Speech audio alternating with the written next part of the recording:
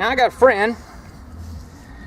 He's the same guy that I talked to one time about don't get bloody, and I promised him, man, I'm not gonna get bloody, and then that turned out to be the bloodiest day I've ever had in my career. Well, him and me are working another cell house together. I worked with him quite often.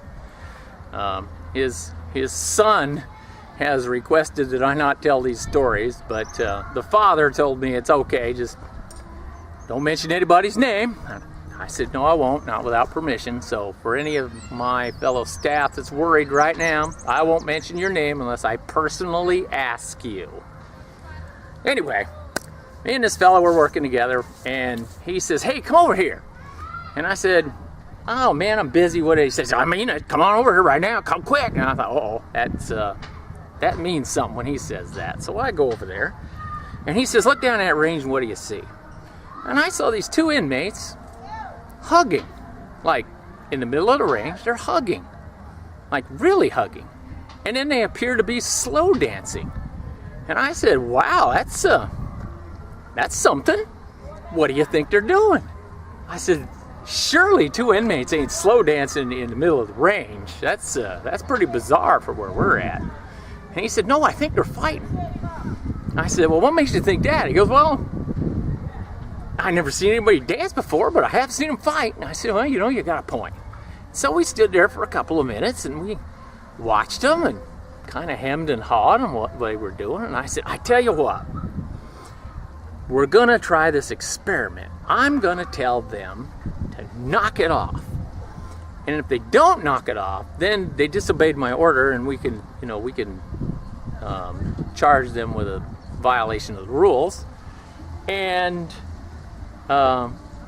if they do quit, then, they were dancing, and we'll tell them to stop that. Quit dancing. Quit hugging and kissing in the hallway. So actually it ain't the hallway. It was out on the range in front of the cells. So I yell at them to stop, and they immediately fly apart. And I said, see, they were dancing. And then one of them starts running straight at us, because we're at the front of the range where the mop closets and the shower and any other things are at. And he runs inside the mop closet, and he comes out with a mop, and he breaks it. Now there's just a sharp, jagged end on it. There's this big, thick mop handle. And he starts running after the guy with it. And then he starts trying to whack him like a Louisville Slugger or something, or whack him down. It wasn't very effective. He should have poked him with it. That's much more effective. So then I said, well, hell, I guess they are fighting. So then we hit deuces, which is dial 222, which is what we call deuces. And then, hey, fighting dog unit, and then they all come down here and cuff these guys up and stuff. And they showed this video at annual training about these two. And you could see me and the other guy at the front of the range having this discussion about what is it they're doing when we're fighting. And what they did was they had this thing in their head about officers have a body alarm that you push this little button. It looks just like a radio. It is a radio. You use it as a radio, and there's a little button on the top. And that little button says that I, the person that's assigned to that radio, am in dire trouble, or there is dire trouble, or I need a massive response. That's what it means. But us older guys, we would never hit that button. We'd go over to the telephone and dial 222. And the idea was, if it was one of us, we would hit the button, because we want a bigger, faster response than if it's one of them. Because after a while, people just get to the point where they're like, it's another bunch of thugs stabbing each other. Let's jog ourselves down there.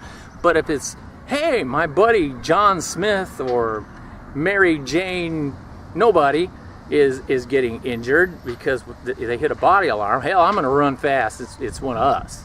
So the administration wanted to discourage that all the time, but we were old style and we hit 222, and that's just kind of the aside to the story. But they were using us as an example of, well, they should have hit their body alarm even though the phone is only 3 feet from them.